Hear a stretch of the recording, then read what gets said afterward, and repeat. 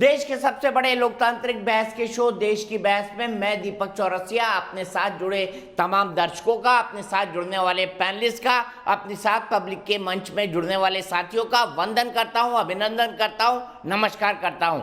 आप जानते हैं देश की बहस इकलौता बहस का शो है जो दर्शकों की राय के आधार पर चलता है। दर्शक ही तय करते हैं कि वो किस विषय पर बहस देखना चाहते हैं और अपने घरों से सीधे जुड़कर वो बहस की दशा और दिशा को आगे बढ़ाते हैं, उसे नई धार और रफ्तार देते हैं। आज सबसे पहले देख लेते हैं आपने किस विषय को बहस का मुद्दा बनाया है। आज जिस विषय पर सबसे ज्यादा चर्चा रही वो राहुल गांधी का हिंदू और हिंदुत्व पर दिया हुआ बयान है, उसी पर आप बहस देखना चाहते हैं। पहले हिंदुत्व, अब राम का नाम लेने वालों पर निशाना क्यों?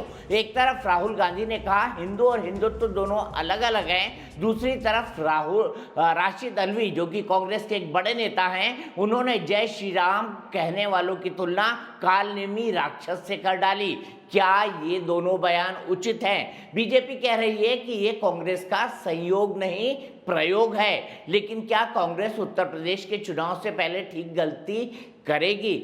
ये गलती करेगी? वहीं सलमान खुर्शीद ने अपनी पुस्तक के अंदर बोको हराम और आईसिस से तुलना हिंदुत्व से जुड़े हुए लोगों से कर दी है। क्या ये कहना भी उचित होगा? आज इसी पर होगी महाबहस, आज इसी पर होगी बड़ी बहस। लेकिन सबसे पहले देख लेते हैं किसने क्या क्या कहा है।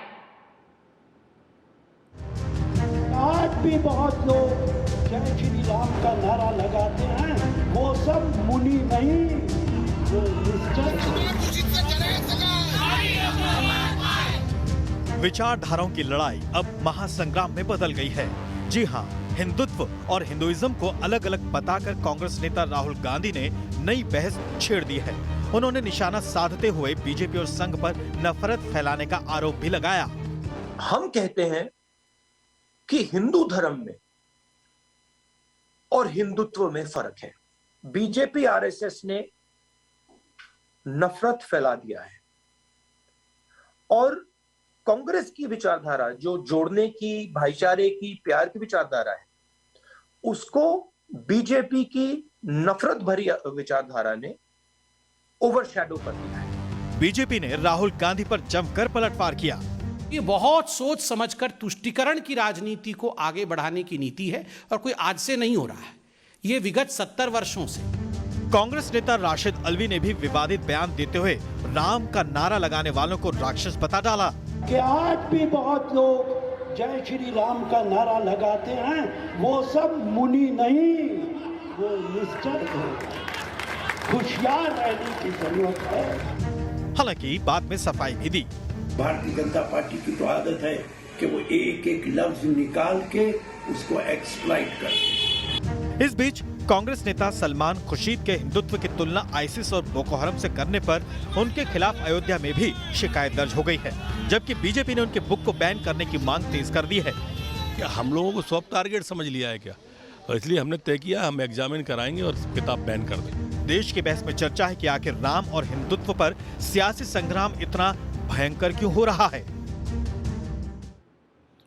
तो सबसे पहले देख लेते हैं देश की बहस में आज का सवाल क्या है। पहले आज का सवाल देख लेते हैं। आज के सवाल के बारे में आपको पता है, इस सवाल का आपको हाँ या ना में जवाब देना है। कार्यक्रम के अंत में दर्शकों की राय दिखाई जाएगी कि देश की बहस के दर्शक इस पूरे मसले पर क्या सोचते हैं। आज का हमारा सवाल है, सबसे पहले देख लेते हैं सवाल क्या है। हमारा सवाल है क्या हिंदू और हिंदुत्व दोनों में अंतर है? यही हमारा सवाल है और दो टूक सवाल है, इसका जवाब आप दीजिए।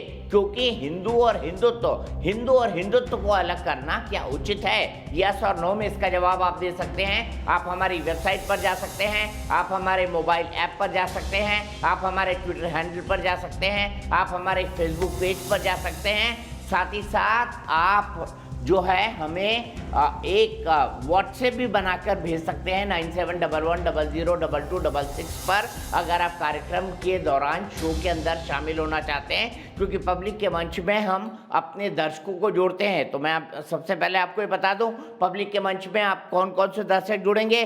अक्षिता श्रीवास्तव लखनऊ से जुड़ेंगी, आस्था तिवारी लखनऊ से जुड़ेंगी, लिली गुप्ता जयपुर से जुड़ेंगे, डॉक्टर पीयूष सिंह गोरखपुर से जुड़ेंगे। ये 4 हमारे पब्लिक के मंच के जरिए हमारे दर्शक जुड़ेंगे और बहस की दशा और दिशा को आगे बढ़ाएंगे। लेकिन मैं सबसे पहले राशिद अल्वी साहब के पास चलूं, उससे पहले मैं अपने पैनल को इंट्रोड्यूस कर देता हूं, उसी के बाद आगे की बहस शुरू होगी। संजीव श्रीवास्तव जी, वरिष्ठ पत्रकार, बीबीसी के एडिटर, मेरे साथ जुड़ चुके हैं। मेरे साथ संजू वर्मा, भारतीय जनता पार्टी की राष्ट्रीय प्रवक्ता, वो जुड़ चुकी हैं। मेरे साथ प्रोफेसर संगीत रागी, संघ के जानकार हैं, डीयू के प्रोफेसर हैं, वो जुड़ चुके हैं, जाने माने पॉलिटिकल एनालिस्ट हैं। मेरे साथ आलोक शर्मा जी जुड़ चुके हैं, अपने विषय पर बहुत अच्छी पकड़ रखते हैं, कांग्रेस के राष्ट्रीय प्रवक्ता हैं, वो मेरे साथ जुड़ चुके हैं। और मेरे साथ जुड़ चुके हैं विवेक श्रीवास्तव जी, जो कि लेफ्ट के एक नेता हैं। लेकिन सबसे पहले शुरुआत राशिद अल्वी जी के विवाद से हुई थी, के बयान पर विवाद से हुई थी, इसीलिए राशिद अल्वी जी से सबसे पहले शुरुआत करते हैं। और राशिद अल्वी जी से मेरा पहला सवाल होगा, जय श्री राम बोलने वाले राम भक्तों पर इस तरह का बयान देना आपको क्या उचित लगता है? क्योंकि आप तो कह रहे हैं कि जय श्री राम बोलने वाले सब काल नेमी राक्षस हैं। मेरा बयान अगर आपने पूरा देखा हो तो ये सवाल आप नहीं उठा सकते।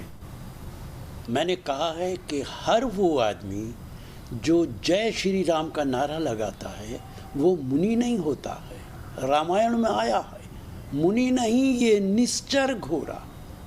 वो राक्षस भी जय श्री राम के नारे लगा रहा था।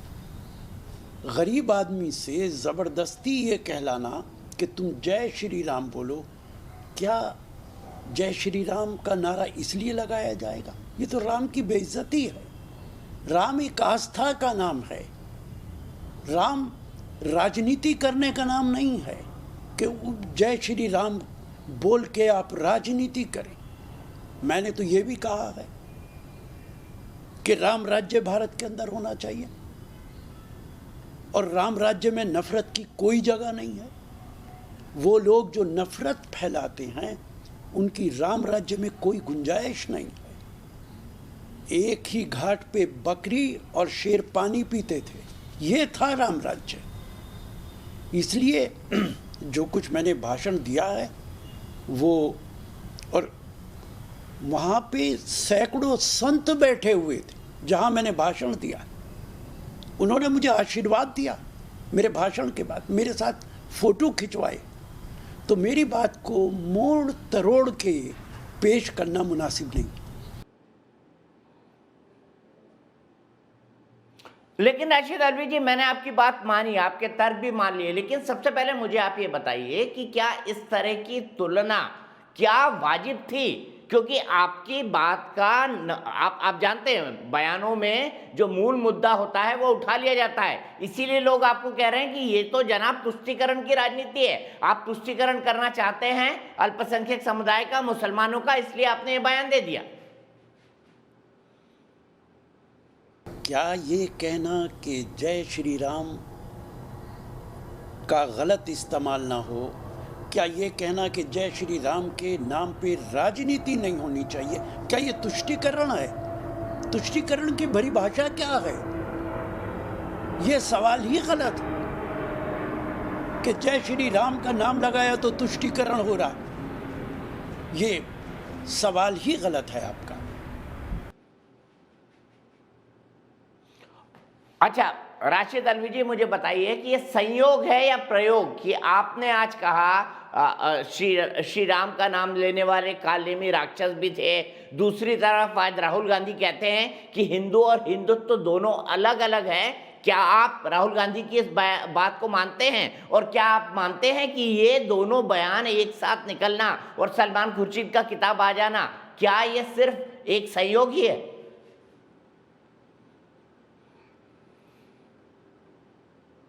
ये तो राष्ट्रीय सेवक संघ के प्रमुख ने कहा है कि हिंदुत्व अलहदा है। जो हिंदू मजहब को मानता है वो हिंदुत्व को मानता है और इस भारत में रहने वाला हर आदमी हिंदू है। ये तो आरएसएस के मुखिया ने कहा है। राहुल गांधी को क्यों इसमें उन पे इल्ज़ाम लगाते हो? अच्छा, मुझे राशिद अल्वी जी ये बताइए, सलमान खुर्शीद ये कह रहे हैं कि हिंदुत्व की तुलना हाल के समय में बोको हराम और आइसिस यानी इस्लामिक स्टेट से की जा सकती है। क्या आप इस बात को मानते हैं कि आपको लगता है ये तुलना उचित है या तुलना अतिशयोक्ति है?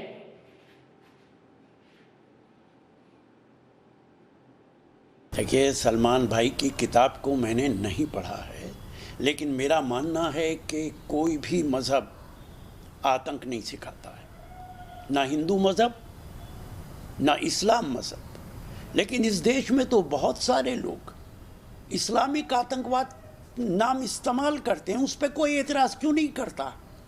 ना हिंदू धर्म आतंकवाद सिखाता है, ना इस्लाम आतंकवाद सिखाता है। जो लोग आतंकवाद हैं, जो टेररिज्म फैलाते हैं, उनका अपने आप में एक अलहदा मज़हब है, वो आतंकवादी हैं, वो किसी मज़हब से ताल्लुक़ नहीं रखते।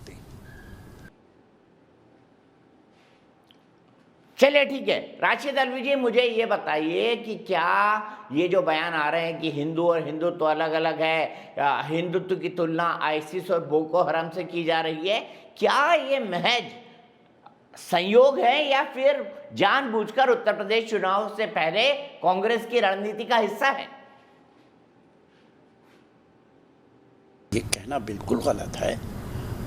कांग्रेस पार्टी कभी इस तरीके की राजनीति नहीं करती है, बंटवारे की राजनीति नहीं करती।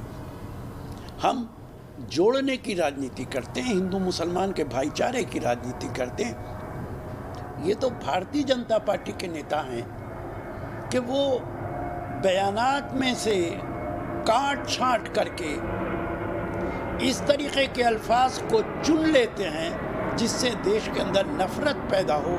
इस मामले में वो लोग एक्सपर्ट हैं।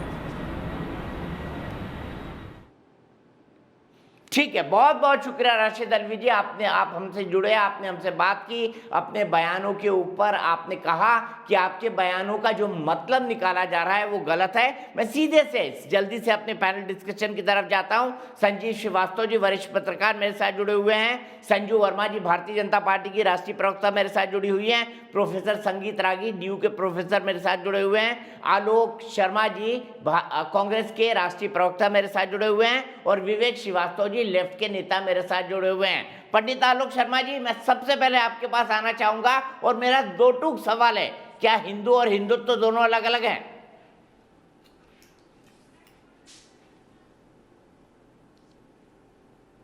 देखिए, मुझे लगता है कि हिंदू शब्द की परिभाषा सुप्रीम कोर्ट ने भी दी है, और अगर उससे इतर कहीं जाना चाहते हैं तो मोहन भागवत जी की स्टेटमेंट अगर आप चला देते तो हिंदू और हिंदुत्व में क्या फ़र्क है, शायद उससे ही पूरी तरह से क्लियर हो जाता।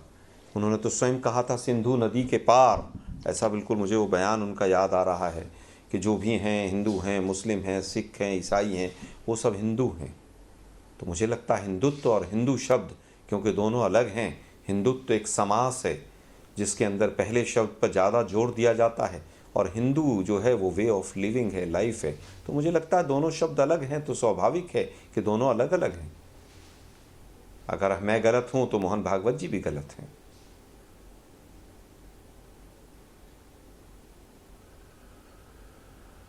ठीक है, तो बताइए क्या हिंदुत्व नफरत सिखाता है? बिल्कुल सिखाता है। इसमें क्या शक है? ऐसा तो किसी ने नहीं कहा कि हिंदुत्व नफरत सिखाता है, लेकिन जिस तरह से हिंदुत्व शब्द का दुरुपयोग हो रहा है, और ख़ास तौर पर आरएसएस और बीजेपी ने दुरुपयोग किया है उस शब्द का कि भावनाओं को जगाइए।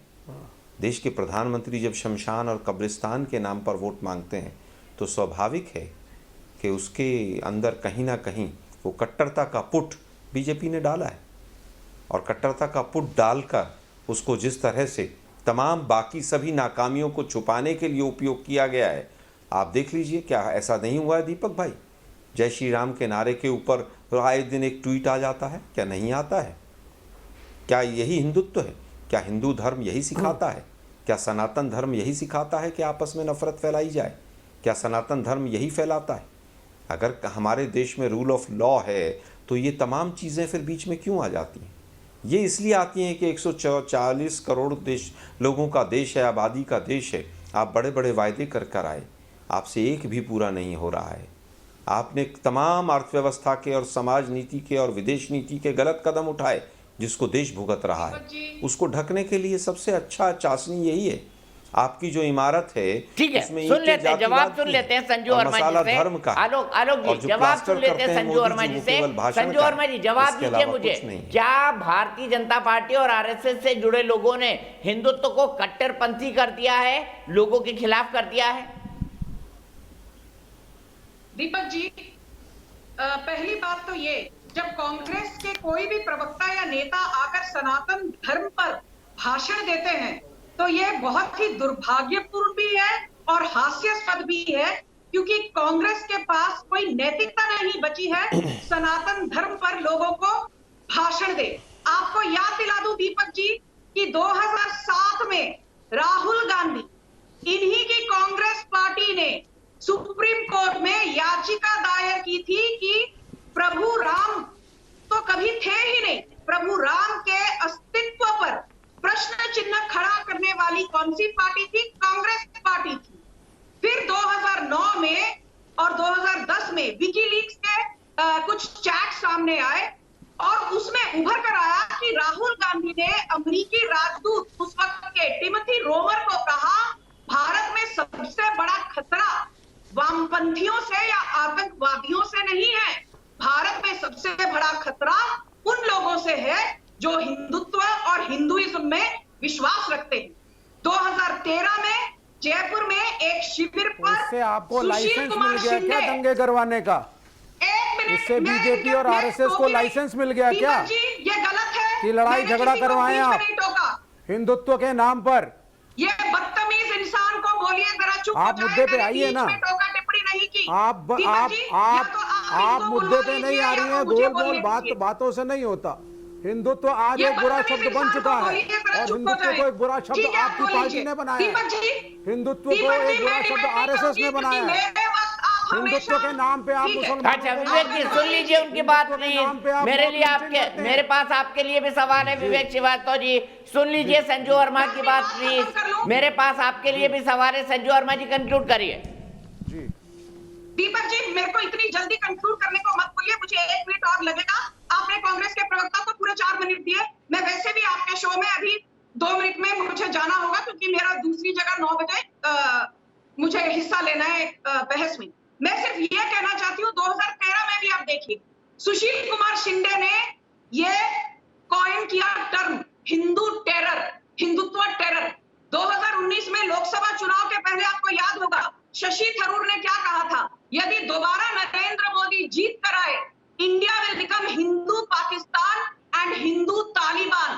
तो चाहे शशि थरूर हो, इनके पूर्व गृह मंत्री सुशील कुमार शिंदे हो, खुद राहुल गांधी हो, रशीद अलवी हो या सलमान खुर्शीद हो जो कि खुद व्हीलचेयर स्कैम में आउट ऑन बेल है, हमेशा हिंदुओं की आस्था पर कांग्रेस ने सवाल खड़े किए हैं, हमेशा हिंदुओं का तिरस्कार किया है।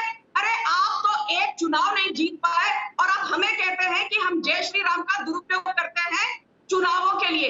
यदि चुनावों के लिए उपयोग कर चुनाव जीतना बिल्कुल आप दुरुपयोग करते हैं, बिल्कुल आप दुरुपयोग करते हैं। बिहार क्यों हारी? आपको डेवलपमेंट की पॉलिटिक्स आती नहीं है तो आप दुरुपयोग ही करते हैं। कांग्रेस 2017 में गुजरात क्यों हारी? आपके राहुल गांधी तो 28 मंदिरों का भ्रमण करके आए थे 2017 में गुजरात में, टेंपल टूरिज्म की थी 2017 में। कहा था मैं जनेऊधारी हिंदू हूं, क्या हो गया? लोगों ने आपको गुजरात में वोट क्यों नहीं दिया? आप सत्ता में क्यों नहीं आए? 2018 में आपने दोबारा, जब राहुल गांधी गए अपनी केदारनाथ यात्रा पर तो कहते हैं मैं शिव भक्त हूं, कभी कहते हैं मैं जनेऊधारी हिंदू, कभी कहते हैं मैं शिव भक्त हूं। अरे कोई शिव भक्त जय श्री राम के नारे को अपमानित करेगा?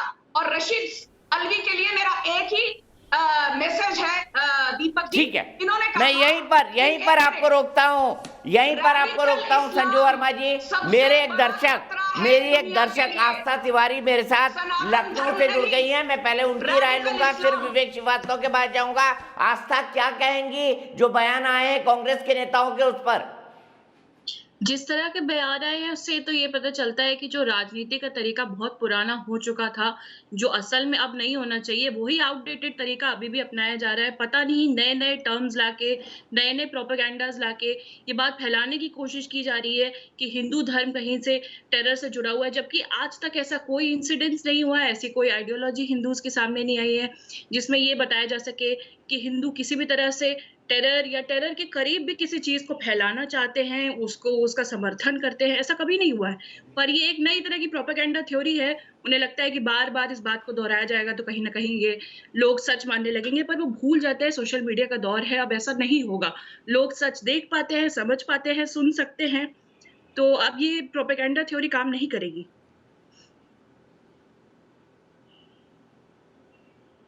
ठीक है, बहुत सुंदर बोला आपने, बहुत अच्छा बोला और दो टूक अपनी बात कही। लेकिन विवेक श्रीवास्तव जी मुझे बताइए, आपके लिए तो धर्म अफीम है, तो हिंदू और हिंदुत्व का अंतर आप कैसे समझा सकते हैं, बताइए।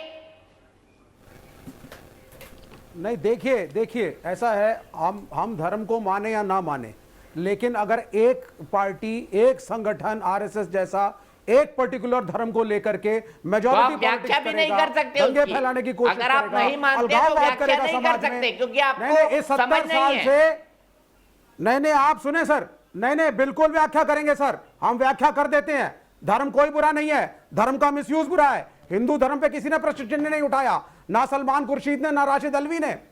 हिंदुत्व की फिलॉसफी जो बीजेपी आरएसएस प्रमोट कर रही है, जिसने गांधी को मारा वो हिंदुत्व था, जिसने गुजरात के दंगे करवाए वो हिंदुत्व था, जिसने यहां पे आके बोला गोरी मारो सारों को दिल्ली दंगों के पहले, वो हिंदुत्व था। हिंदुत्व आज एक बुरा शब्द बन चुका है। ये गलत के नाम पे आप जय श्री राम बोल करके आप अटैक कर रहे हैं। हिंदुत्व की व्याख्या नहीं कर सकते, माफी के साथ कहूंगा विवेक श्रीवास्तव जी। नहीं, मैं बिल्कुल करूंगा सर। सुप्रीम कोर्ट ने जिस शब्द को यूज करके आप मिसयूज करके समाज में अलगाववाद कर रहे हैं, आपने शब्द की गरिमा को खराब किया। सुप्रीम कोर्ट से उलट बात कह सकते हैं सर। लिखित परिभाषा से, लिखित परिभाषा और सड़क पे जो हो रहा है उसमें अंतर है। आप सुने सर, लिखित परिभाषा चाहे कोर्ट दे या कोई टीचर दे, प्रोफेसर दे, और सड़क पे जो हो रहा है, सड़क पे आप मुसलमानों को कह रहे हैं कि आपको एडमिनिस्ट्रेशन ने जरूर परमिशन दी, लेकिन आप खुले में नमाज नहीं पढ़ेंगे, हम वहां गोवर्धन पूजा करेंगे। ये है वो गलत हिंदुत्व जिससे आप समाज में अलगाववाद पैदा करके लड़वा रहे हैं। आज हिंदुत्व सिर्फ दंगे, लड़ाई, झगड़े, माइनॉरिटीज को मारना, मुसलमानों को प्रताड़ित करना। अच्छा, जो नमाज पढ़ रहे हैं वो अलगाववाद नहीं फैला रहे। हिंदू धर्म बुरा नहीं है। मुझे बताइए विवेक श्रीवास्तव जी, जो नमाज पढ़ रहे हैं वहां पर वो अलगाववाद नहीं फैला रहे, जो गोवर्धन पूजा कर रहे हैं वही अलगाववाद फैला रहे। ये कौन सी डेफिनेशन है बताइए? नहीं, किसने अलगाववाद फैलाया? ये कौन सी डेफिनेशन है बताइए? हिंदुत्व के नाम पे मारा गया, मॉब लिंचिंग होती है, पद्मावत पिक्चर को आप रोक देते हैं, साफी प्रज्ञा कहती हैं हर पिक्चर की स्क्रिप्ट पहले हमें बताओ, उसके बाद पिक्चर रिलीज होगी। ये है आपका वो हिंदुत्व जिससे आप झगड़े पैदा कर रहे हैं समाज में। हमने यूनिटी इन डाइवर्सिटी पढ़ा था स्कूल में, आज आप उस यूनिटी को तोड़ रहे हैं। ये कर रहे हैं आरएसएस बीजेपी। डेवलपमेंट के प्लान पे आप फेल हो गए, इकोनॉमिक्स के प्लान पे आप फेल हो गए, पढ़ाई महंगी हो गई, रोजगार है नहीं। जब कुछ नहीं कर पाए तो हिंदू मुसलमानवाद करो।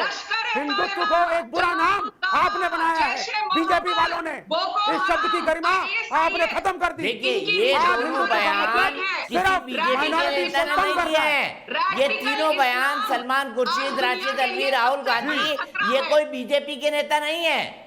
आपको ये सवाल कांग्रेस के नेताओं से पूछना चाहिए कि उन्होंने ये बयान क्यों दिया। मैं सीधे संजीव श्रीवास्तव जी के पास जाऊंगा। संजीव श्रीवास्तव जी, गलत बॉलिंग करती कांग्रेस के नेताओं ने, आप क्या मानते हैं? खुर्शीद ने कहा सही कहा। देखिए दीपक भाई, थोड़ा सा ये इतना सरल मसला नहीं है। दो तीन बातें मैं जल्दी जल्दी कहने का प्रयास करता हूं। देखिए, एक तो कांग्रेस के कुछ नेता तो मुफ्तपूर्ण बयान देते ही हैं। मैं राशिद अल्वी साहब की तरफ इशारा नहीं कर रहा, उन्होंने तो बहुत नबेतुल्लाह अंदाज से अपनी सफाई दी और सही दी है।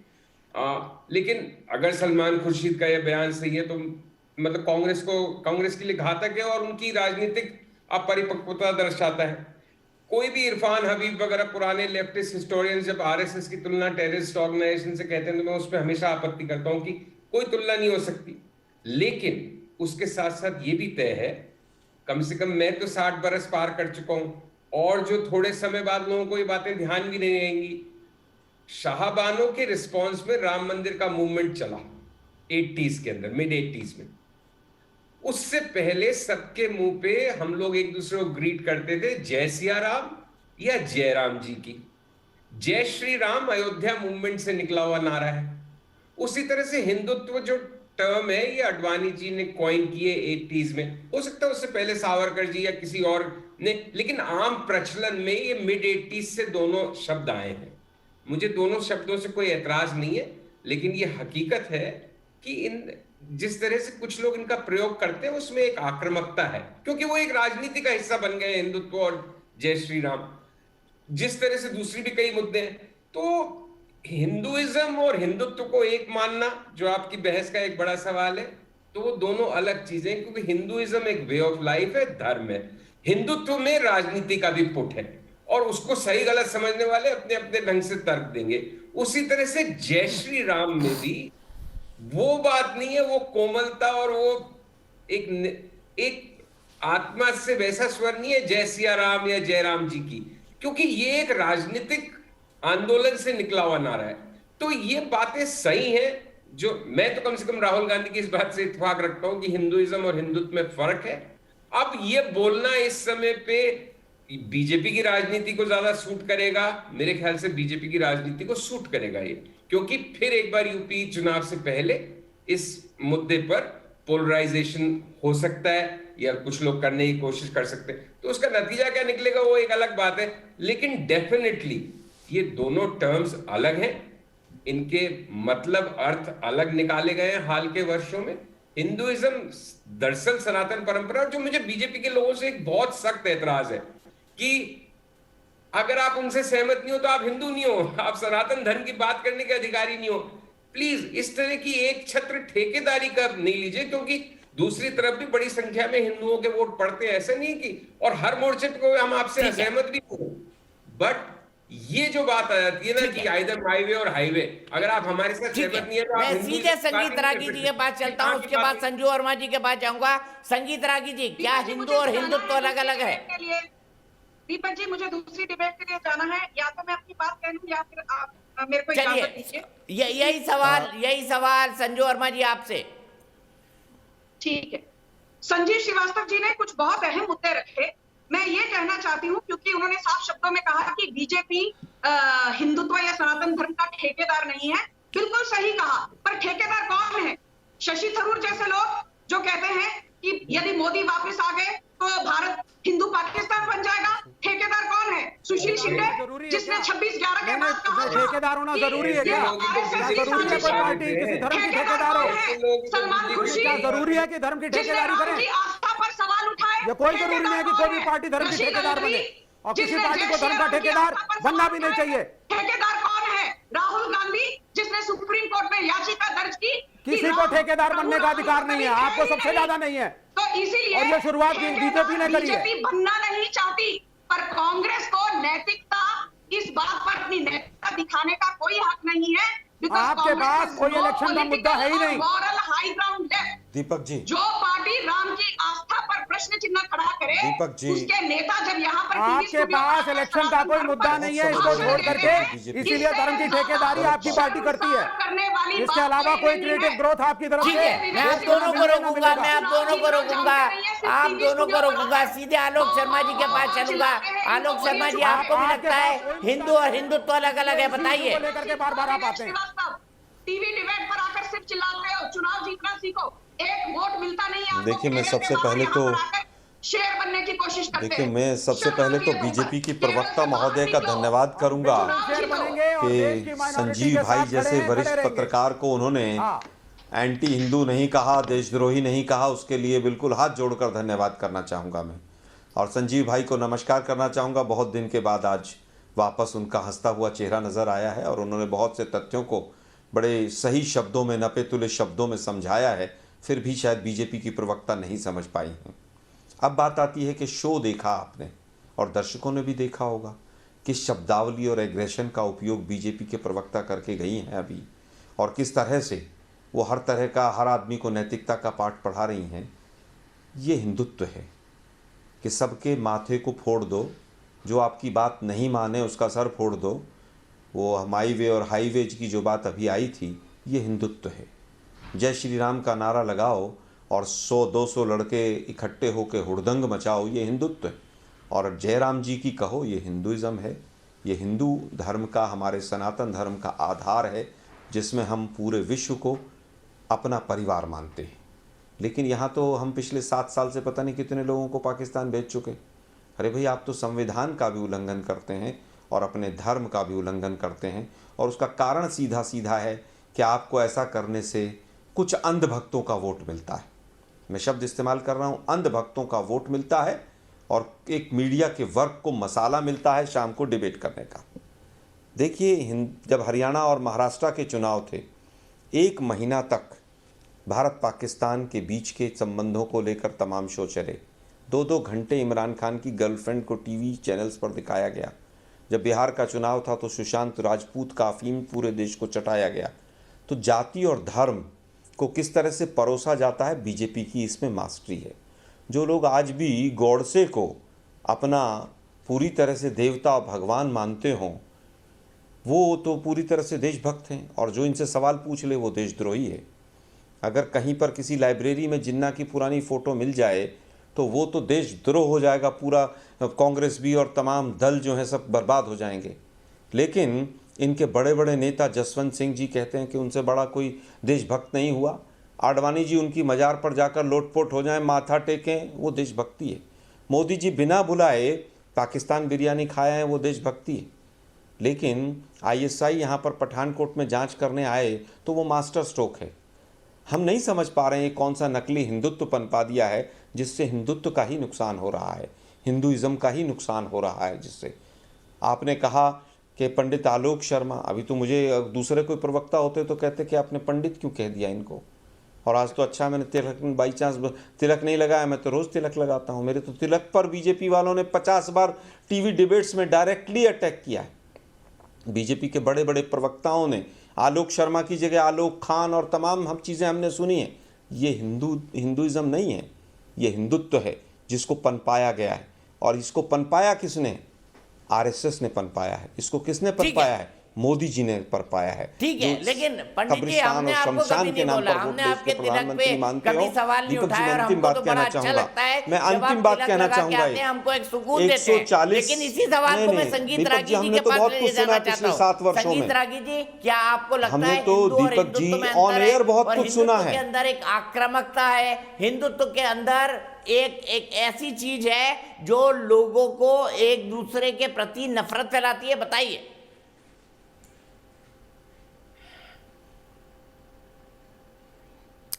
देखिए दीपक जी, मैं 2 पक्ष पर बात करना चाहूँगा। एक तो मैं परिभाषा बहुत बड़े बड़े लोगों ने नहीं हिंदुत्व की है, बट मुझे लगता है कि यह वो विचार है जो बहुलता को, विविधता को समेटता है, अपने साथ एकीकृत करता है, उसको न सिर्फ सम्मान देता है, उसको सहेजता भी है। और इसीलिए मैं कहता हूं कि इस देश का यह राष्ट्र जो है वो हिंदू राष्ट्र है, क्योंकि उसकी प्रकृति हिंदू है। इसीलिए हमारे यहाँ 33 करोड़ देवी देवता आए, क्योंकि यहाँ पर विचारों की स्वतंत्रता थी। जिसको जिस रूप में ईश्वर की प्राप्ति हो, जिस रूप में वो देखता हो, उसी रूप में देख ले। ऋग्वेद में ऋषि ने कहा कि मैंने उसे देखा है, हजारों हजार सूर्य के प्रकाश जैसा है। लेकिन वहीं तुरंत कहा नेति नेति, यह अंतिम नहीं है। जितने उपनिषद हैं, किसी ने नहीं कहा कि यह फाइनलिटी है। फाइनलिटी जो रिवील्ड रिलीजन्स हैं, क्रिश्चियनिटी और इस्लाम, उनके अंदर है। हमारा तो एक इटर्नल रिलीजन है जो शाश्वत प्रवाह में बह रहा है। अब दूसरा हिस्सा देखिए इसका, आपको पाला किन से पड़ा है? जो कहता है कि प्रॉफिट में विश्वास नहीं करते हैं, कुरान में विश्वास नहीं करते हैं, तो कुरान की आयतें ही कहती है काफिरों की हत्या कर दो।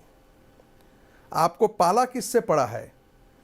उस क्रिश्चियनिटी से जो क्रूसेड्स उसी बर्बरता के साथ उसने पूरे यूरोप में फैलाया था, अफ्रीका के अंदर ले गया था। और भारत के अंदर वो असभ्यता तो नहीं की, लेकिन पूरा नॉर्थ ईस्ट कन्वर्ट कर दिया, सारे जगह कन्वर्सन किया, इसलिए कि अपने अपने धर्म के मानने वालों को चाहे छल प्रपंच जिस रूप में हम बढ़ाएं। कर लेते कन्वर्ट, आपने ऐसा क्यों करते हैं? क्योंकि जब धर्म में परिवर्तन होता तो संस्कृति में भी परिवर्तन होता है, राजनीतिक विचार भी बन जाती है।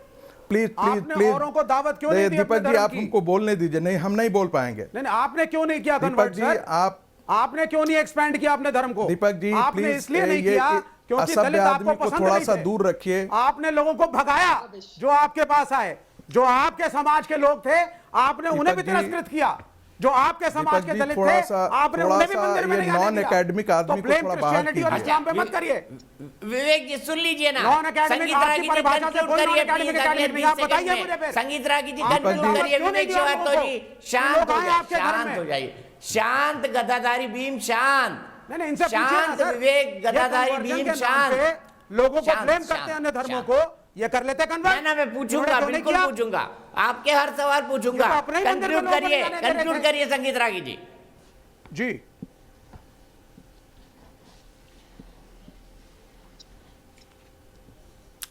दीपक जी आपको उन धर्मों से पाला पड़ा है जिनमें इनटॉलरेंस भरा हुआ है। उनका धर्म ग्रंथ ही उसकी शिक्षा देता है।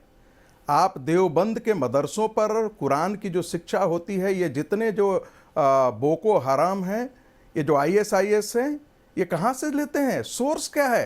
क्या कारण है कि 54 के 54 इस्लामिक कंट्रीज में सब में इस्लाम के नाम पर टेररिस्ट ऑर्गेनाइजेशन है, और जो उनकी व्याख्या को नहीं मानता है उसको भी वो मारते हैं। भारत की सभ्यता और सनातन प्रकृति में ऐसा कहीं भी एक भी उदाहरण नहीं है। इसीलिए भारत का हिंदू समाज यदि आक्रामक होता है कई बार, वो अपवाद है। गांधी ने कहा था average Muslim is a bully and average Hindu is a coward. अब हम करते क्या है कि जैसे बंदर एक टोपी, हम लोग मंकी टोपी पहन लेते हैं जाड़े में। इसका मतलब ये नहीं कि हमारा स्वभाव बंदर का है, लेकिन जाड़े से बचने के लिए आपको उस स्वभाव में परिवर्तन तो करना, पहनावे में परिवर्तन तो करना पड़ेगा। यदि आप शस्त्र नहीं उठाएंगे तो आप अपने शास्त्रों की भी सुरक्षा नहीं कर पाएंगे। बांग्लादेश, पाकिस्तान, हमारी सीमाएं ईरान तक जाती थी। इसी रूप के कारण ऐसा ये दुर्दशा, ये भारत माँ इस कट करके इस स्थिति में आ गया है। लोग कहते हैं ना क्या हुआ, इतने साल तक मुसलमानों का राज रहा, तो उसमें क्या हिंदू खत्म नहीं हुआ? बिल्कुल सही कहा आपने, खत्म नहीं हुआ। लेकिन बहुत बड़ा विभाग हमसे चला गया। पता नहीं अभी भी कौन सी 100 साल पुरानी बात कर रहे हैं। किसी को शस्त्र उठाने की जरूरत नहीं है। इसको नहीं आने देते थे।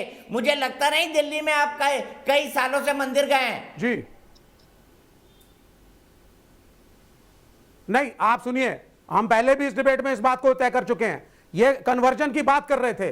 लोग कन्वर्ट इसलिए हुए, आपने डिस्क्रिमिनेट किया जाति के हिसाब से, इसलिए लोग मुसलमान बने, इसलिए लोग ईसाई बने। उन्होंने अपने धर्मों में दावत दी, आपने दलितों को और बैकवर्डों को अपने धर्म से सेंट्रल एशिया में कहां से बैठ गए थे? ये ब्राह्मण सबसे सर्वोच्च है, वहां पे आप हमारी बराबरी के सेंट्रल एशिया में कैसे बन गए? कहां से होगा? वेस्ट एशिया में कैसे मुसलमान बन गए? दूसरी बात, वहां जाति व्यवस्था, पूजा करवाने का अधिकार, मंदिर का पुजारी बनने का अधिकार होता है क्योंकि हमारे यहाँ असमानता है। ऐसे ही बाहियात बताइए नुपुर जी, विवेक श्रीवास्तव जी को बताइए। अरे सर, माल देते हैं तब कन्वर्जन होता है। पढ़ाई, चिकित्सा, नौकरी, माल मिलता है तब कन्वर्जन होता है। नुपुर शर्मा जी, मैं जरा कुछ बोलना चाहूंगी प्लीज। कुछ नहीं है, सब कहानियां हैं आपकी सर। अरे गांधी जी को ही पढ़ लो। अरे मैं बोल सकती हूँ दीपक जी, आपने बुलाया है, पूछ रहे तो प्लीज बोलने का भी समय दीजिए। इतने बड़े विद्वान बैठे हैं जी सामने, आज तक समझ नहीं आया कि सब्जेक्ट क्या पढ़ाते हैं, कौन से सब्जेक्ट पढ़ाते हैं विवेक जी। मुझे आज तक नहीं पता चला, हालांकि मैं स्टूडेंट पॉलिटिक्स से आई हूँ। आज तक किसी को समझ नहीं आया कि विद्वान है किस चीज के लिए। लेकिन मैं इतना जरूर इनकी विद्वानी बढ़ाना चाहूंगी, इनको जानना जरूरी है। इन्होंने पूछा कि आप लोगों ने जबरन धर्मांतरण क्यों नहीं किया है, हिंदुओं आपने कन्वर्जन क्यों नहीं किया? अरे जनाब, मैंने जबरन शब्द नहीं बोला, भर भर के गाली मैंने जबरन शब्द का इस्तेमाल नहीं किया। सुन लीजिए, मेरी बात सुन लीजिए। मैंने जबरन शब्द का इस्तेमाल नहीं किया। दीपक जी, ऐसे मैंने जातिवाद पे प्रश्न उठाया है। आप बोल दीजिए टीवी पे कि ब्राह्मणों के बजाय दलित मंदिर का पुजारी बन सकता है। आप बोलिए टीवी पे आज, सुन लीजिए, आप बोलिए टीवी पर कि ब्राह्मण के बजाय दलित भी पुजारी बन सकता है। आप बोलिए। अब मैं बोल सकती हूँ तो मुझे बता दीजिएगा। जब इनका ये जो उल्टी कर रहे हैं ना, ये भाग निकाल रहे हैं, पता करो जाकर के 1992 से विश्व हिंदू परिषद यही काम कर रहा है, तुमको मालूम ही नहीं है। मैं जरा उनको मालूम ही नहीं है, 1000 से ज्यादा मंदिरों में दलित पुजारी हैं। इनको सच में नहीं पता कुछ, हाँ। लेकिन इनकी अज्ञानता जहां दिख रही है, मैं जरा इनको जरूर बताना चाहूंगी। हमारे वेद पुराण उपनिषद को भर भर के जो गाली दिन भर देते हैं, जरा बता देंगे कि कहां कुफ्र, काफिर, जिहाद ऐसे कॉन्सेप्ट हैं? ये सारे के सारे कॉन्सेप्ट वहां मेंशन्ड है जिनकी ये भर भर के अच्छाइयां दिखाना चाहते हैं। अच्छा हाँ, ये जो ये जय भीम का नारा लगाते हैं ना, आज जो दलितों की चिंता ही है, जब आर्टिकल 35A एब्रोगेट करने की बात आई थी तो इन लोगों ने उसको ऑपोजिशन किया था। किस चीज का ऑपोजिशन किया था? जिस एब्रोगेशन ने आर्टिकल 35A ने हमारे दलित भाई बहनों को समानता का हक दिया जम्मू कश्मीर के अंदर, हमारे दलित भाई बहन जो PhD स्कॉलर थे लेकिन एक स्वीपर की नौकरी के लायक नहीं माने जाते थे, कहीं की ईंट कहीं का रोड़ा, आर्टिकल के भानुमती ने कुनबा जोड़ा, समर्थन में जोर जोर से चिल्ला रहे थे। यहाँ पे बात हिंदुत्व पे हो रही है, आज बड़ी भीम हिंदुत्व पे बात हो रही है, आपकी दलील बड़ी कमजोर है। जब किस हाँ, तरीके से आप वहाँ पे बड़े बिजनेसमैनों को भेज करके कश्मीर भेज देंगे, आपका क्या है? आप जो है कश्मीर भेज देंगे जमीनें, ये बड़े बड़े उद्योगपतियों को जिनसे चंदा लेते हैं चुनाव के लिए आप लोग। इस अज्ञानी व्यक्ति को बता दूं, 1995 में मैं इंडिया को मानता हूँ, इंडिया के कॉन्स्टिट्यूशन को मानता हूँ, ये मेरा देश है से इनकार कर और वो मेरे लिए काफी है। दीपक जी, मैं जरा थोड़ी कानूनी बात कर लूं, बेहूदी बात मैं करती नहीं हूं। 1995 में जस्टिस JS वर्मा के बेंच ने हिंदू क्या होता है, हिंदुइज्म क्या होता है, हिंदुत्व क्या होता है, इसको परिभाषित करने से गुड़गांव में नमाज रोक के गोवर्धन पूजा करवा के आपने प्रूव कर दिया है कि आपका हिंदुत्व क्या है। प्रोफेसर रागी आप प्रूव कर चुके हैं, सड़कों पे उतर करके पिक्चर हॉल से उतरवा करके आप प्रूव कर चुके हैं कि आपका हिंदुत्व क्या है। आपका हिंदुत्व मारपीट का हिंदुत्व है, डाइजीन खिलाइए, वॉमी स्टॉप खिलाइए इसको, इसके तभी आपका हिंदुत्व मारपीट वॉयलेंस का हिंदुत्व है, आपका हिंदुत्व झगड़े का हिंदुत्व है, प्रेम का हिंदुत्व नहीं है, शांति का हिंदुत्व नहीं है। हिंदू धर्म से किसी को समस्या नहीं है, ना कभी थी कि वो इंसान, लेकिन जब यहाँ पे आप आकर के 14% मुसलमानों के खिलाफ शांत हो जाइए, उनको कंक्लूड करने दीजिए। फियर फैक्टर के कारण प्रैक्टिस करता है। अब मैं पूछना चाहती हूँ, एक सेकंड, सलमान खुर्शीद की अगर आप टेक्स्ट पढ़ेंगे दीपक चौरसिया जी, पहला सेंटेंस पढ़ लीजिए उनके टेक्स्ट का, जरा मेरी बात सुनिएगा, मैं अपनी बात पे नहीं आई, अगर आप इसे डिस्टर्ब कराएंगे तो कोई भी यहाँ पे पॉइंट नहीं बना सकता। सलमान खुर्शीद ने अपनी किताब में जो लिखा है, एक आम नागरिक उसको क्या सोचेगा, that the Ayodhya saga meant that one faith trumped the method of another faith। इसका मतलब ये है, जिसको अयोध्या सागा बता रहे हैं, वो चीज अयोध्या के अंदर राम जन्मभूमि के टाइटल सूट में कल्मिनेट हुई। सलमान खुर्शीद जो खुद वकील हैं, अपनी किताब में बिल्कुल नहीं, इसका मतलब ये है कि 1992 में बाबरी मस्जिद का डिमोलिशन गलत तरीके से किया गया।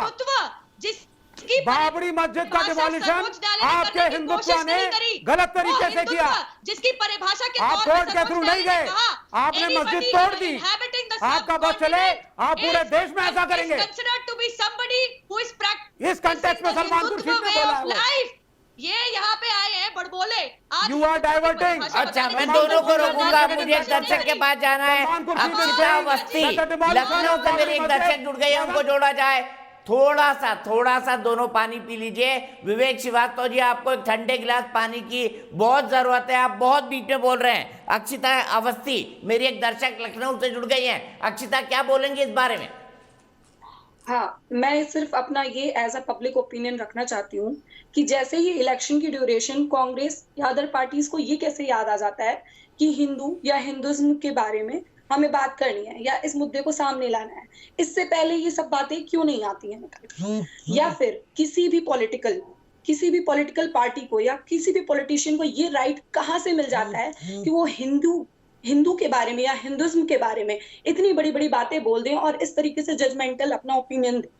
ये राइट किसने दिया है? ये हमें बस, हम एज अ पब्लिक ओपिनियन हमको ये चीज जाननी है। आज वो ये बोल रहे हैं कि हिंदू होकर हिंदुत्व तो जरूरी नहीं है। ठीक है, कल वो ये भी बोल सकते हैं कि इंसान होकर इंसानियत की जरूरत नहीं है। तो ये कहाँ तक, ये फैक्ट्स, ये जो ओपिनियन रखे जा रहे हैं कहाँ तक सही है? एज अ पब्लिक ओपिनियन हमें बस ये जानना है। ठीक है, ठीक है, मैं आप ही के सवाल को ले जाता हूं सीधे। मेरे साथ विनोद अग्निहोत्री जी जुड़े हुए हैं, वरिष्ठ पत्रकार। विनोद जी, उत्तर प्रदेश चुनाव से ठीक पहले सलमान खुर्शीद, फिर राहुल गांधी, फिर राशिद अल्वी, क्या ये बयान आपको नहीं लगता कांग्रेस को नुकसान पहुंचा सकता है? शायद इंटेलेक्चुअल लेवल पे वो सही बात कर रहे हो, लेकिन समझने के लेवल पे ये बात शायद उनके खिलाफ जाए। आपको क्या लगता है? नहीं, दीपक जी, आप जो कह रहे हैं तो बिल्कुल ठीक है। राजनीतिक रूप से अगर देखा जाए तो निश्चित रूप से जिस तरह भारतीय जनता पार्टी इस मुद्दे को लेकर आक्रामक हुई है, तो कहीं ना कहीं कांग्रेस के लिए नुकसान वाली तो स्थिति है ही। लेकिन उत्तर प्रदेश में कांग्रेस क्योंकि सब कुछ खो चुकी है, अब उसके पास खोने के लिए सिर्फ 7 विधायक हैं। अब उस 7 विधायक भी अगर खो देगी तो उसका क्या बिगड़ेगा? तो उसको उम्मीद है कि शायद 7 से 14 हो जाए, 14 से 25 हो जाए। तो इसलिए खोने और पाने की जहां तक बात है, उसमें कांग्रेस पार्टी जो है उत्तर प्रदेश में उसका कुछ बहुत ज्यादा दांव पर लगा नहीं है। हाँ, ये जरूर है कि प्रियंका गांधी जिस तरह मेहनत कर रही है, जिस तरह वो शहर शहर घूम रही, रैली कर रही है, तो कुछ उम्मीद कांग्रेसियों को जगती है। लेकिन इस तरह के बयान आने से और इस तरह का जो डिस्कोर्स बदल जाता है, उससे जो बुनियादी मुद्दे हैं जिन पर बात होनी चाहिए उत्तर प्रदेश में, वो कहीं पीछे चले जाते हैं।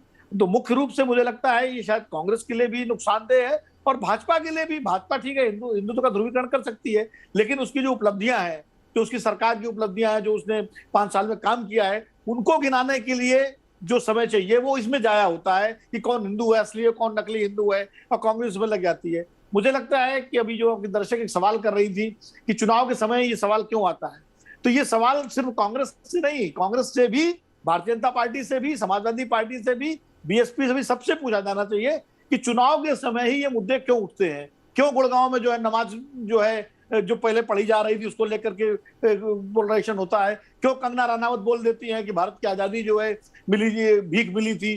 क्यों जो है सलमान खुर्शीद की बोको हराम आ जाता है और बोको हराम हिंदुत्व की तुलना आ जाती है? तो कहीं ना कहीं मुझे लगता है हमारे सारे राजनीतिक दल जो है वो मुद्दों से हट करके भावनात्मक मुद्दों पर चुनाव लड़ना चाहते हैं। और चूंकि भावनात्मक मुद्दों पर चुनाव बड़ी आसानी से इधर से उधर किए जा सकते हैं, तो आप कर लीजिए। असली मुद्दों को आप एनकाउंटर नहीं करना चाहते हैं, तो असली मूल समस्या ये है। दीपक जी, ठीक है, मैं सीधे चलता हूं जयपुर। लिली गुप्ता मेरी एक दर्शक जुड़ गई हैं, उसके बाद मैं बाकी के पैनल पे जाऊंगा। लिली, क्या सोचती है इस मुद्दे के बारे में? सर, मेरा इस मामले में एकदम क्लियरली विजन ये है कि ये जिस तरह की बकवास इन लोगों के द्वारा लाई जाती है, मैं सिर्फ ये पूछना चाहती हूँ कि हिंदू धर्म के अलावा किसी और धर्म के ऊपर इस तरह की किसी भी प्रकार की ये जो हम डिस्कशन कर रहे हैं, क्या आपने कभी सुनी है? इनको एक सॉफ्ट टारगेट लगता है कि आप हिंदू पे बात कर लीजिए, हिंदुत्व पे बात कर लीजिए, और बड़ी बेशर्मी की बात है कि ये भारत में बात होती है। मतलब एकमात्र हिंदू देश जहां हम हिंदुत्व की बात नहीं कर सकते, और आप कुछ भी लिखेंगे कि आप IAS से तुलना कर रहे हैं किसी हिंदू संगठन की। मैं ये कहना चाहती हूँ कि सिर्फ और सिर्फ आप किसी एक मुद्दे पर, किसी भी धर्म के बारे में, मैं किसी भी धर्म का नाम नहीं लूंगी, आप तुलना करके देखिए किसी दूसरे संगठन से, उसके बाद जवाब वहां का समाज, वहां का देश आपको खुद ब खुद दे देगा। बस इसके अलावा मैं और कुछ नहीं कहना चाहती। ठीक है लिली जी, और आपकी इसी बात पर आप डिबेट देखते रहिए। आप ही की बात पर बहस के अगले हिस्से की शुरुआत करूंगा कि क्या कांग्रेस के किसी नेता की किसी और धर्म के बारे में ये बोलने की हिम्मत है। ब्रेक के बाद